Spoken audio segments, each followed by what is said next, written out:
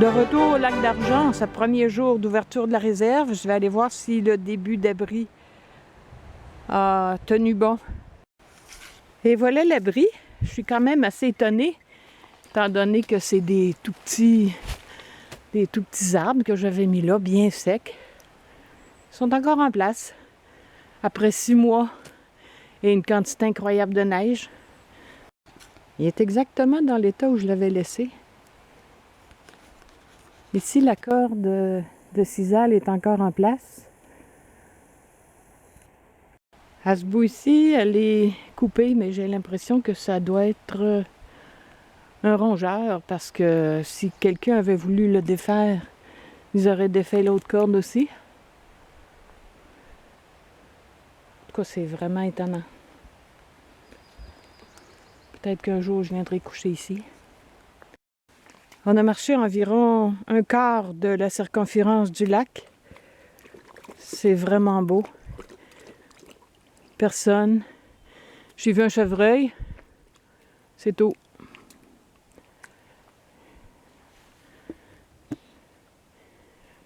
Par contre, pour faire du feu, c'est de la mousse partout. Il va falloir trouver un rocher en quelque part. Le chien vient d'arrêter pour flairer ça. C'est très très doux. Comme des poils de lapin d'Amérique. Ça a l'air haut par rapport au sol. Je dirais au moins 60 cm. Mais avec la neige qu'on a eue, c'est pas impossible qu'un lapin se soit accroché sur les branches ici, en hiver. Comme c'est du poil blanc, c'est du poil d'hiver.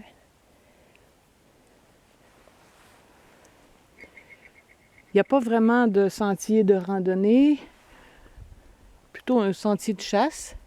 Mais de toute façon, tant que le chien marche à peu près droit et qu'on voit le lac à gauche, il n'y a pas de danger de se perdre.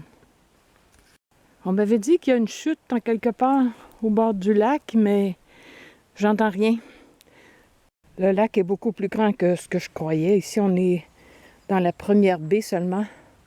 On arrive au fond, mais ça devient impraticable. Soit c'est mouillé, soit c'est une forêt très dense comme ça.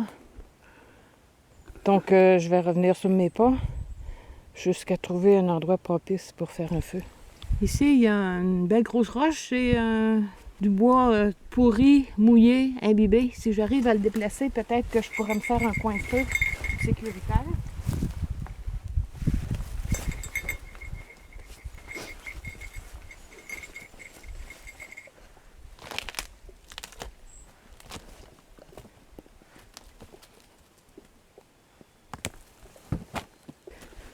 Oui, je vais étendre des plaques de bois mouillé au sol.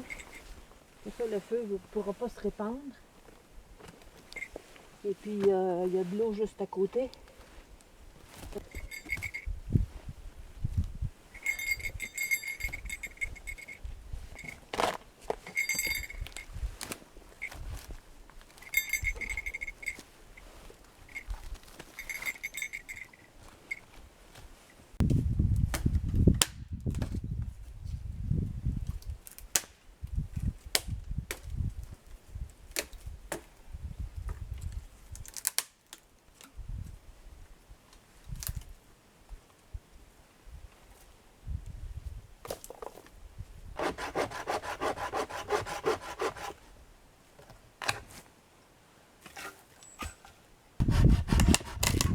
Le bois est prêt, c'est pas du gros bois, mais c'est juste un feu de cuisson. Après tout, je veux pas que ça brûle pendant des heures. Il reste le madou, j'ai vu des bouts de bouleau. Ici, je vais aller chercher de l'écorce. C'est de l'écorce bien épaisse. Je devrais arriver à l'allumer.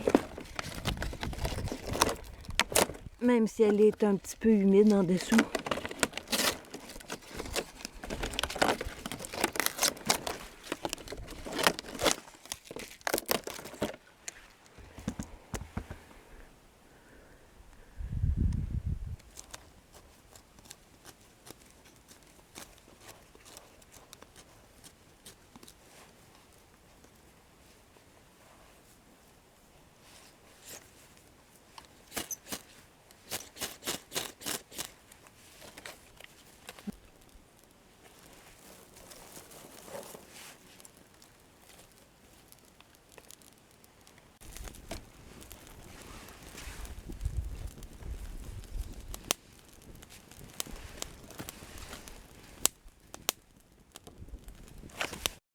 Un repas à la française aujourd'hui, vu que j'ai le temps. Des saucisses que j'ai pré-cuites, champignons, poivrons, oignons, et je vais faire frire ça dans une petite poêlonne qui dort depuis des années dans mon sous-sol. Donc aujourd'hui, je vais l'essayer. Je vais commencer par les champignons, évidemment, avant d'ajouter un corps gras, les faire suer un peu.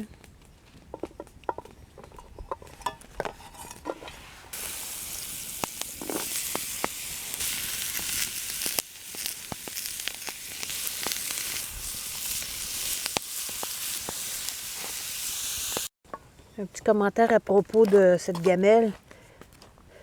D'abord, c'est pas très grand. OK, j'ai une grosse portion, là, mais il faut que j'en donne au chien. Et puis, ce que j'ai remarqué, c'est que ici, la jonction avec la poignée, là, c'est vraiment fragile quand c'est au feu. Ça plie tout de suite. Donc, il faut faire attention. En veux-tu? Viens.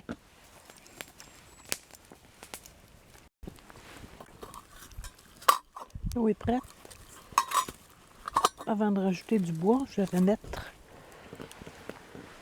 la poêle au feu avec un petit peu d'eau et un bout de savon qui trempe. Ça devrait faciliter le nettoyage.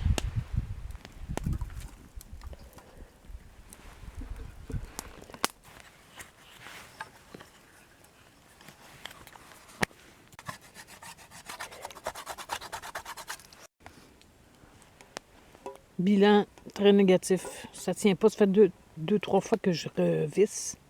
Ça tient pas. Donc, on risque de renverser la nourriture. J'ai oublié en plus d'apporter une pochette là, pour la rapporter. Donc, il va falloir que je la nettoie vraiment bien. Et puis, c'est trop petit. Le seul avantage, c'est que c'est léger. En tout cas, c'est pas cher, mais ça vaut pas cher.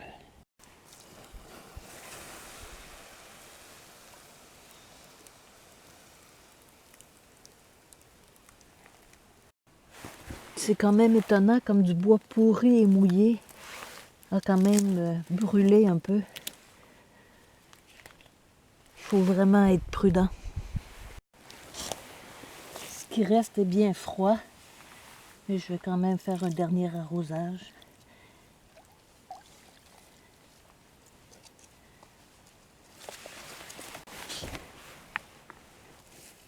Puis je vais remettre du bois mouillé par-dessus.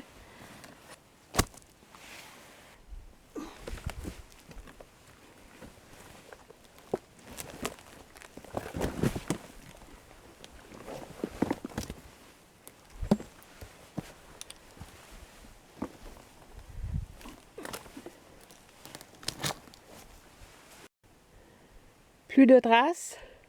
Un dernier coup d'œil. Et on revient sur nos pas. Comme j'ai l'intention de revenir dans le secteur, je vais essayer un peu de dégager le pont.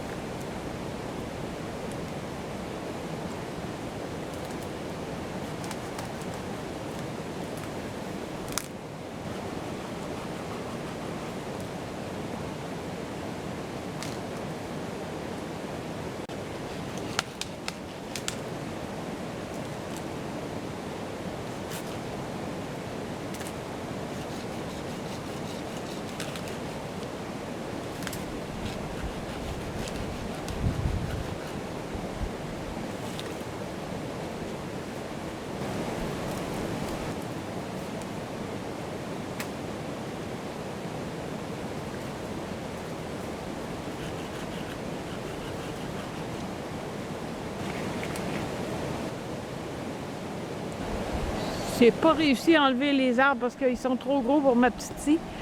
Mais au moins, j'ai dégagé le passage. Ça va être plus facile de passer en dessous. Ça prendrait la scie cadre ou quelqu'un d'autre avec moi. Je vais prendre l'habitude d'apporter ma flûte, même pour des sorties à la journée. Juste au cas où je serais obligée de passer la nuit alors que c'est pas prévu. Wasabi a beau être colleuse, là, sa conversation est assez limitée, puis j'ai l'impression que la soirée et la nuit pourraient être très très longues.